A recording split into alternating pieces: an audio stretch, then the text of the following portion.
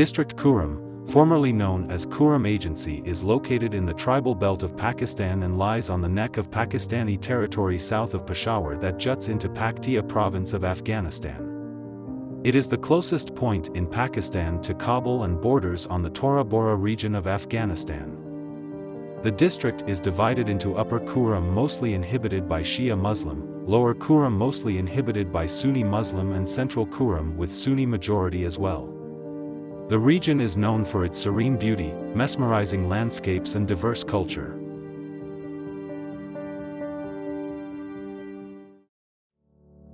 The district is mainly inhabited by Shia Muslim, Sunni Muslim and Hindus/Sikhs in minority, comprising to 67,081 households.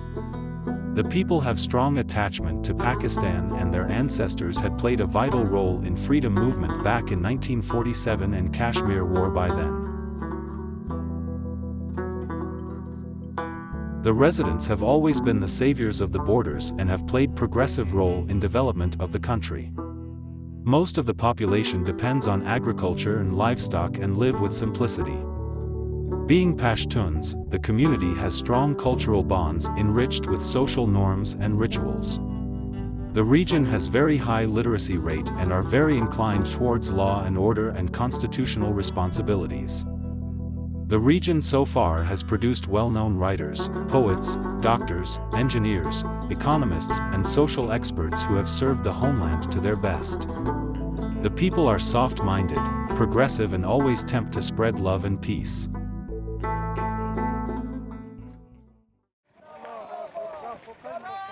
Kurram has been the Cold War field since the Great Game started at Afghanistan, and being known as Parrot's Beak, it is the retreat corridor for TTP as it have longest border with Afghanistan. The region has always been affected directly when there are tensions among TTP and PAK security forces or NATO troops. Conclusively, the sectarian clashes has a direct relation to Kurram's strategic location, its neighboring border, its close proximity to Kabul and Tora Bora, and its nature as a favorable retreat corridor for TTP. The clashes always start with a recurring pattern that land disputes being the igniting issue transforms into religious affiliations, leading to hate speeches against Ahl Bayt and Sahaba-e-Kurram, which then spreads out like forest fire in the whole region.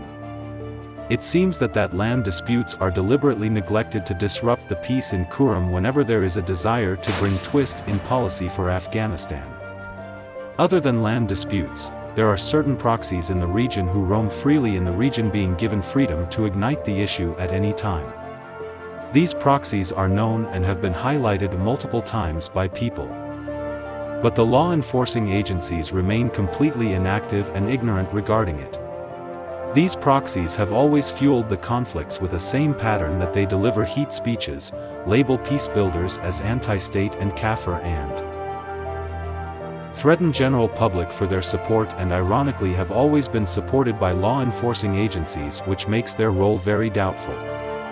Since last few years, there is positive change occurring in the region that Shia and Sunni youth are coming up with a collective approach to foster peace and prosperity by conducting peace seminars, sit-ins, peace dialogues, and peace marches. But unfortunately, hurdles are paved in their way and they are threatened indirectly to step back.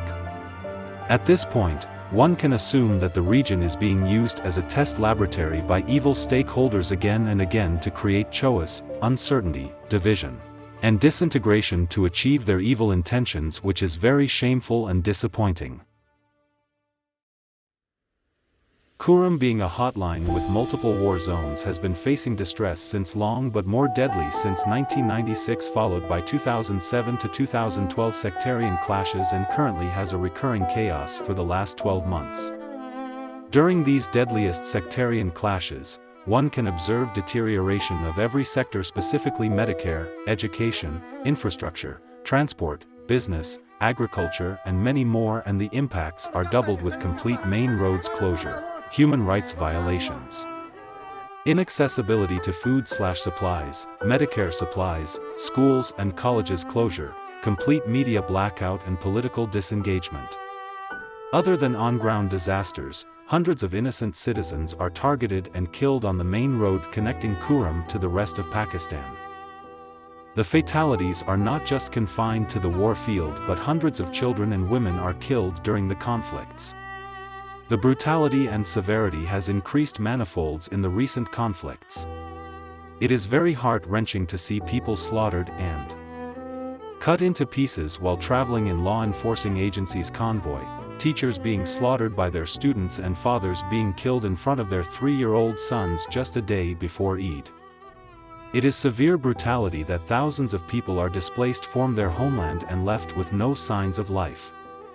It is extremely shameful that ambulances are targeted and women's honor is blemished. It is insane that we have thousands of orphans and widows and graveyards are filled up with dead and every Eid is filled with sorrows and cries.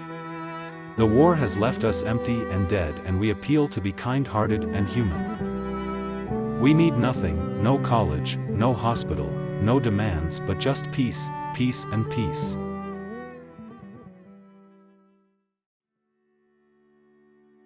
Kurram has always been a cultural center of the tribal belt because of its affiliations with Pashtun of KPK and Pashtun and Hazara of Afghanistan.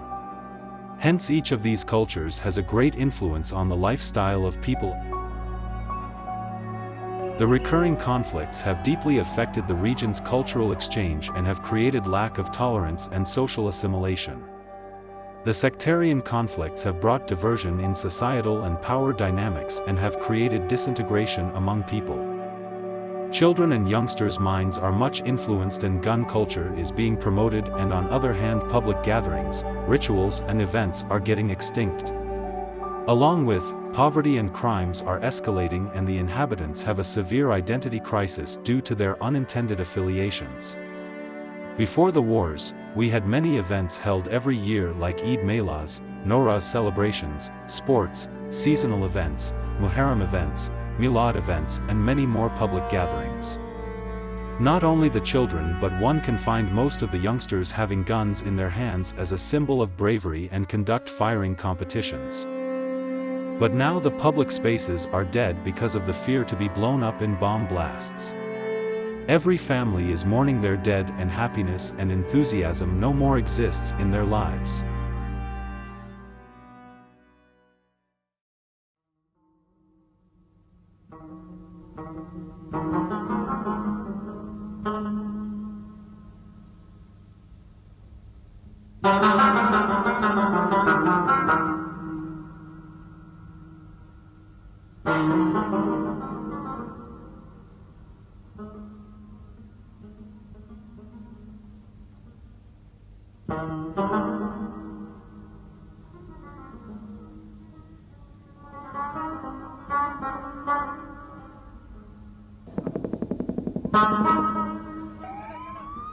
इंशाल्लाह 9 घंटा 40 minute